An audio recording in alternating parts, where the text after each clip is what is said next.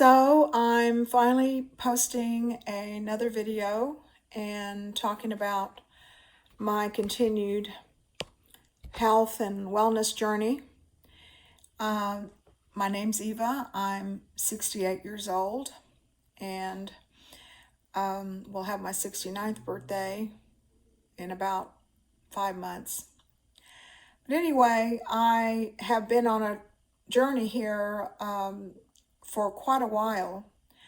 I started out doing keto and doing my best to keep my carb count low. And my first year of being low carb, I lost 15 pounds. I needed to lose 30, and I was only able to lose 15. It was easy for me when I was a lot younger. I could lose 5 pounds in a week or 12, 15 pounds in a month. And I've been a yo-yo dieter starting from the age of 21 after I had my last baby. For whatever reason, that pregnancy just did me in a bit. So it was not easy. But I just found myself with, a pattern of eating, using food for different things, coping, an emotional coping thing. But I have battled it for decades. Again, classic yo-yo dieter, getting to my goal weight a few times, exercising a lot, reading all kinds of books, materials, and this is before the internet, way before. But now I'm just trying to open up more and share what it's been like for me. So a year of keto / low carb, really committed and losing 15 pounds of excess weight. And then, of course, I slipped back in and out to my old eating patterns and giving into cravings and giving into urges and temptations and what have you. So that's really the main battle for me in my mind. Is it involves all aspects of us, of me, physical, mental, emotional, and even spiritual, because of my relationship with Jesus Christ as a Christian. There's so much scripture and there's so much rich principle that when I think of, for instance, Philippians 4:13, that talks about I can do everything through Christ who strengthens me. The actual meaning in the original text is I can overcome all things through Christ who strengthens me. So, but there's some suffering involved. There's some agony. There's some uncomfortableness about it all, and a fight. It's a war going on, really waging between what my brain, my body wants and what my pleasure centers want of my brain and what I know is the right thing for me to do. By the way, I'm not coming here as any kind of medical expert.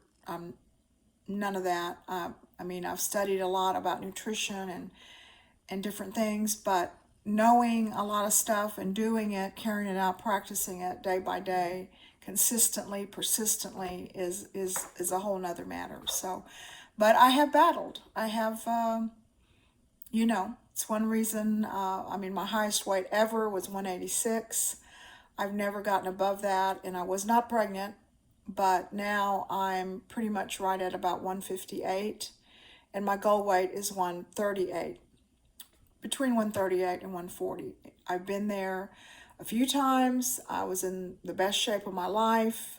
and working out. I have some lean muscle on me. I know what it is to work out, to strength train, and with a medium bone structure, I'm not going to weigh 110 pounds. I'm not going to weigh 120 pounds. So I have found that's 138 is pretty great weight for me.